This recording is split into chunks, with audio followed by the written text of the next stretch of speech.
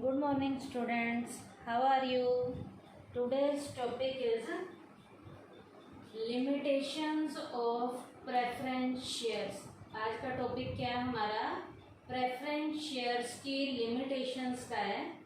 ये लिमिटेशन हम इन्वेस्टर्स पर भी पढ़ेंगे और ये लिमिटेशंस हम कंपनी पे भी पढ़ेंगे. क्या? इन्वेस्टर्स पे भी और कंपनी पे भी. सबसे पहले हम स्टार्ट करेंगे लिमिटेशंस फॉर इन्वेस्टर. इन्वेस्टर के लिए इसकी लिमिटेशन क्या है? इसमें सबसे पहला पॉइंट है no participation in extra profit. क्या?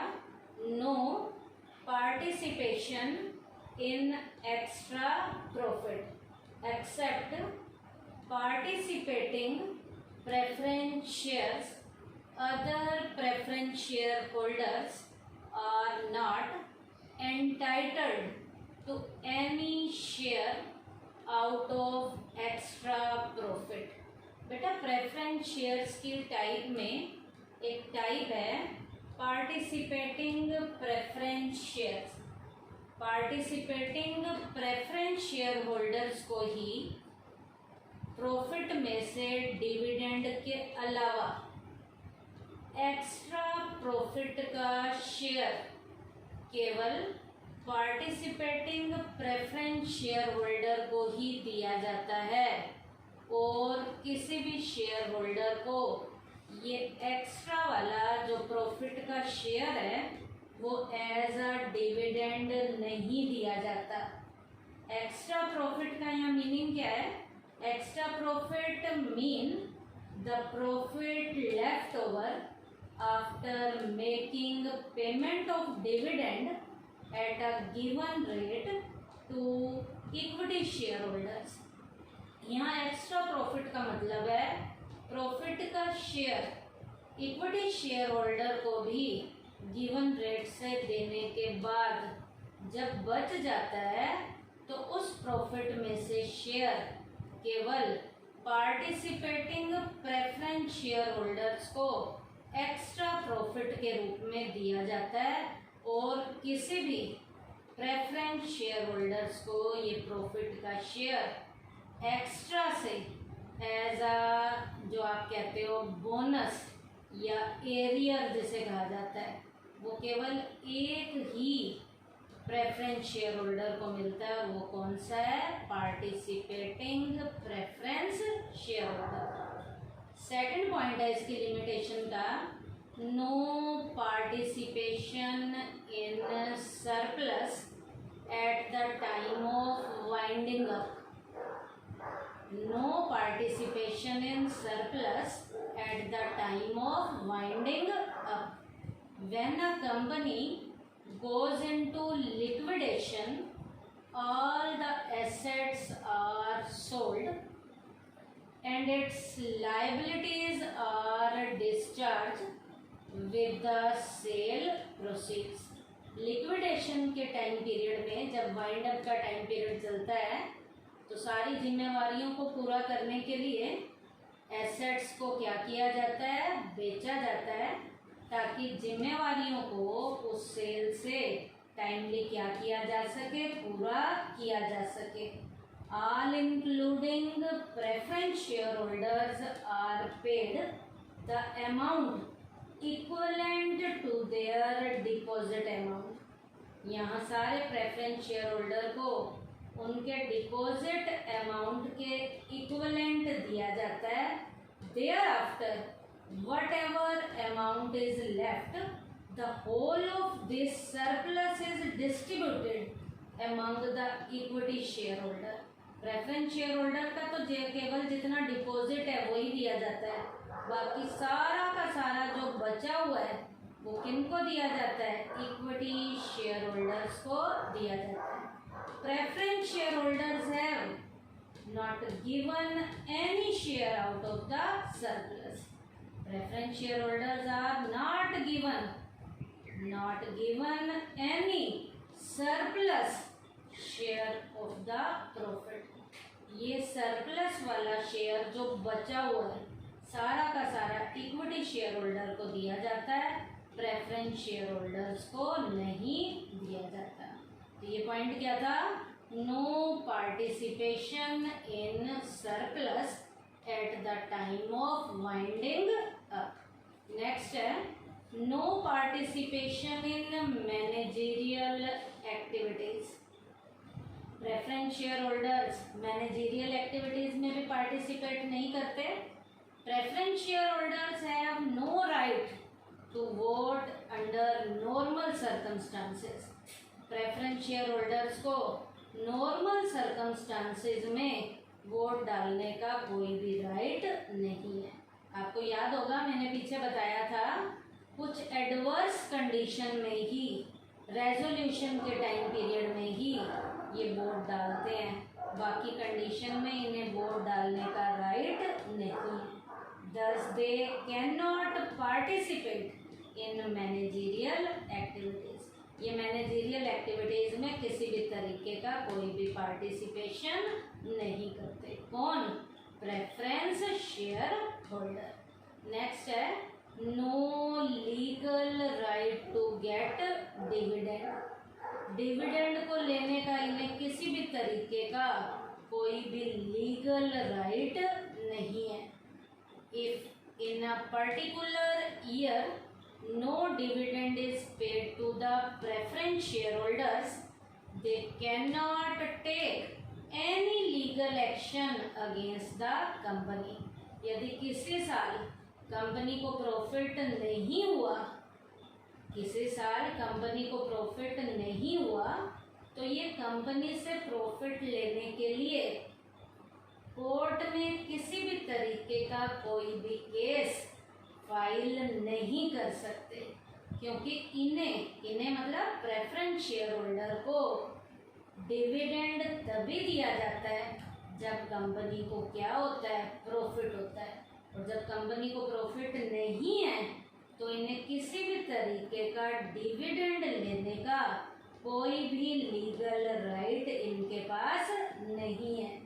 हाउएवर डिबेंचर होल्डर्स, जबकि डिबेंचर होल्डर्स को है तो क्या लिखेंगे? However the debenture holders have the legal right to get the interest. Debenture holders को तो इंटरेस्ट लेने का लीगल राइट है।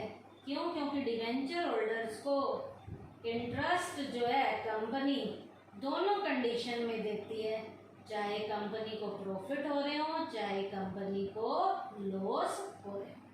ये लीगल वाला राइट डिविडेंड को लेने का प्रेफरेंस शेयर होल्डर्स को नहीं है। कब? जब कंपनी को लॉस हो रहे हो। प्रेफरेंस शेयर होल्डर डिविडेंड तभी लेंगे जब कंपनी को क्या हो रहा होगा? प्रॉफिट हो रहा होगा। और जिस साल भी यदि कंपनी को प्रॉफिट नहीं हुआ, प्रेफरेंस शेयर होल्डर्स को डिविडेंड लेने का किसी भी तरीके का कंपनी से कोई भी लीगल राइट नहीं है। तो ये मैंने प्रेफरेंस शेयर्स की लिमिटेशंस बताई हैं। किसके ऊपर? इन्वेस्टर्स पे। पॉइंट क्या क्या थे फिर से सुन लीजिए। No participation in extra profit. Second, no participation in surplus at the time of winding up. Third, no participation in managerial activities. Next, no legal right to get dividend. अब बेटा नेक्स्ट करेंगे लिमिटेशंस फॉर कंपनी। अभी हमने limitation किसकी की थी? For investor. अब क्या करेंगे? Limitation for company. कंपनी की लिमिटेशन में सबसे पहला पॉइंट है फिक्स्ड बर्डन। क्या? Fixed burden. The company has to pay dividend at a fixed rate on preference share. Company जो है प्रेफरेंस शेयर को फिक्स रेट का डिविडेंड देती है। जब फिक्स रेट का डिविडेंड कंपनी देती है तो प्रेफरेंस शेयर होल्डर कंपनी के लिए क्या है? बर्डन है। तो हम क्या लिखेंगे यहाँ? It is a fixed burden.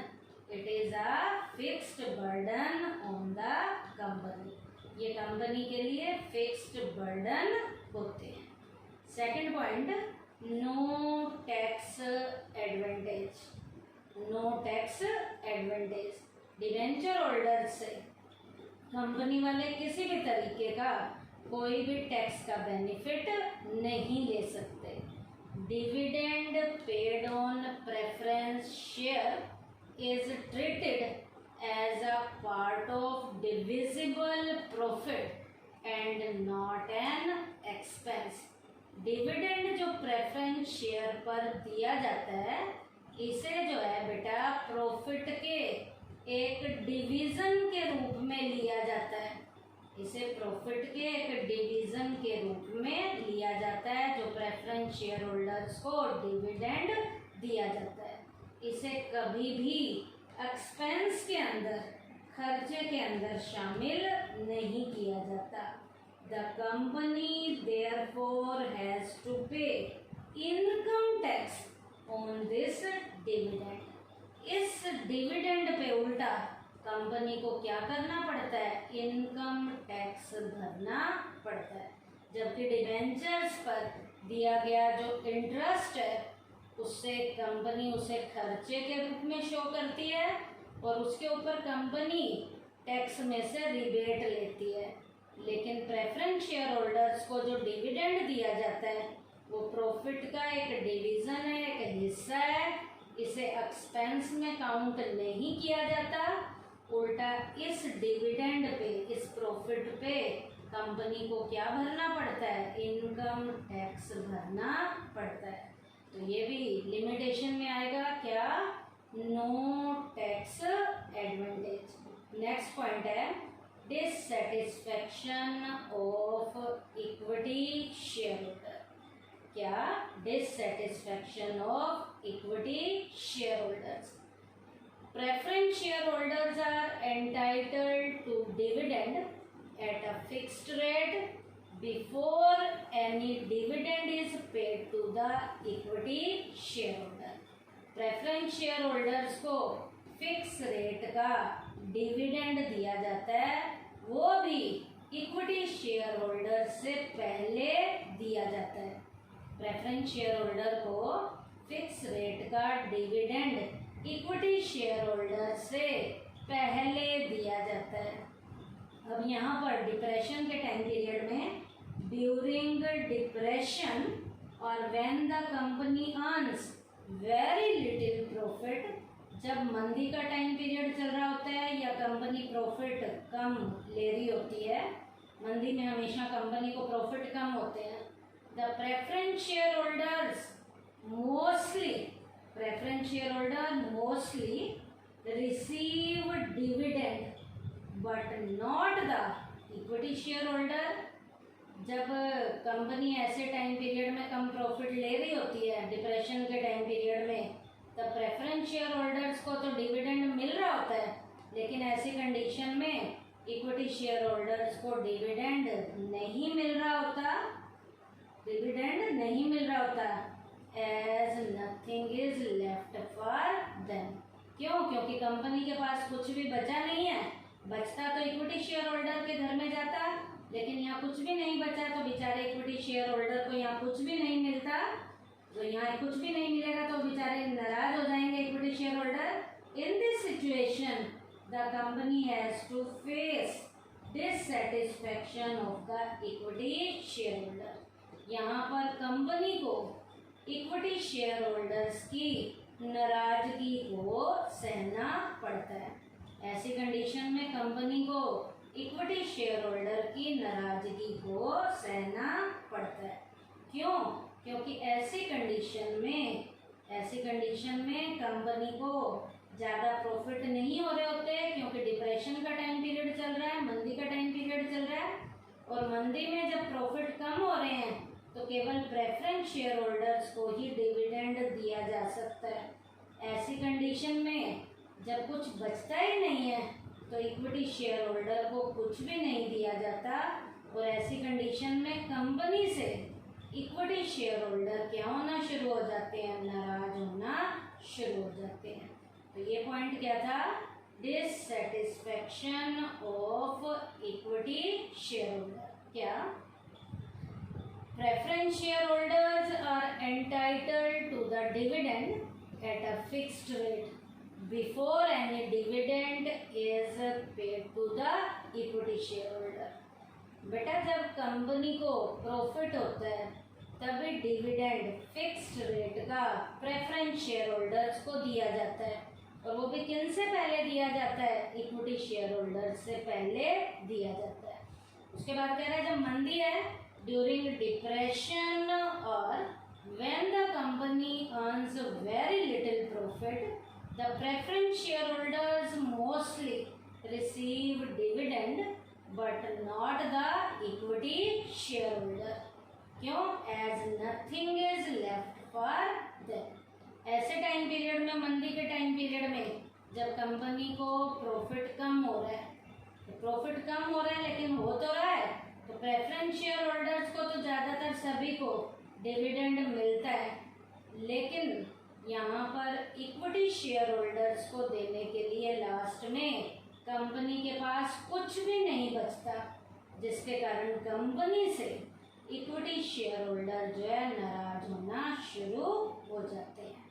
तो ये पॉइंट क्या था? Dissatisfaction of equity share holder. ये लिमिटेशन किसकी थी जो हमने की है? For company. क्या क्या पॉइंट थे मैं फिर से बता देती हूँ। पहला है फिक्स्ड बर्डन। फिक्स्ड बर्डन का यहाँ मतलब क्या है? प्रेफरेंस शेयर होल्डर्स को, कंपनी वालों को फिक्स रेट का डिविडेंड देना पड़ता है। जब कंपनी को क्या हो रहा होता है? प्रॉफिट हो रहा होता है, तो प्रेफरेंस शेयर होल्डर कंपनी के लिए फिक्स्ड बर्डन के रूप में रोल प्ले करते हैं। उसके बाद है no tax advantage. Preference share holders पर कंपनी को किसी भी तरीके का टैक्स का बेनिफिट नहीं मिलता। क्यों नहीं मिलता बेटा? प्रेफरेंस शेयर होल्डर्स को डिविडेंड दिया जाता है, और डिविडेंड हमारे प्रॉफिट का ही एक हिस्सा है। अब इस प्रॉफिट के ऊपर उल्टा कंपनी को इनकम टैक्स देना पड़ता है, जबकि डिवेंचर्स पे आपको पता होगा सबको, कंपनी वाले फिक्स रेट का इंटरेस्ट देते हैं, और वो इंटरेस्ट एज अ एक्सपेंस में काउंट होता है। वहाँ पर जब एक्सपेंस में काउंट होगा डिवेंचर वाला पैसा, तो कंपनी इनकम टैक्स से क्या लेती है? रिबेट लेती है।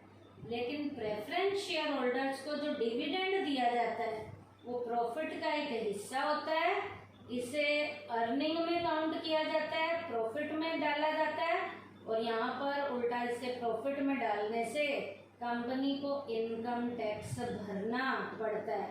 टैक्स में से किसी भी तरीके की कोई भी छूट नहीं मिलती। और लास्ट पॉइंट था dissatisfaction of equity share holders. तो बेटा आज के टॉपिक में हमने क्या किया? लिमिटेशंस हमने प्रेफरेंस शेयर की इन्वेस्टर्स पे भी की हैं और कंपनी पे भी की हैं। इन्वेस्टर के पॉइंट क्या क्या है?